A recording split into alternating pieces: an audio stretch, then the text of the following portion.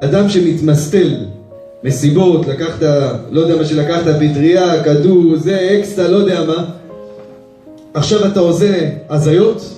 שאלה. אמיתי, עושה הזיות? אם אתה עומד בתפילה, אתה רואה עכשיו איזה צורה? שאלה. לא. ודאי שחייב להניח תפילין. ולא רק חייב להניח תפילין, גם להתפלל עמידה, תפילת 18.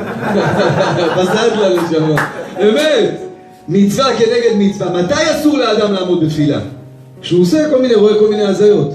לכן שיקור, אדם שהוא שיקור, תפילתו תועבה. שיקור זה לא הזיות. נכון, לא הזיות, שם הוא מצד ש. אבל יש מי שרוצה להגיד, יש מפרשים, שהוא רואה כל מיני דברים. עכשיו הוא עושה כל מיני דברים, והכל נראה לו ככה, ולאט לאט הוא מאבד גם את זה, ואז הוא חושב שכאילו מתפלל לך זה שלום ל. לכן אדם שמתפלל, נכון, שיקור לא יכול לעמוד להתפלל בדרך כבוד.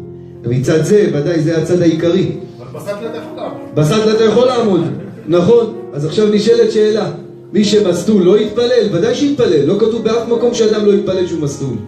רק כתוב שהאדם ישתדל מאוד מאוד למסור נפש, להתנתק מכל הסטלות האלה. כי בורא עולם רוצה אותך סחי, אח שלי. קדוש ברוך הוא רוצה אותך, לא משהו שמניע אותך. רוצה אותך, איך השם של כבודו?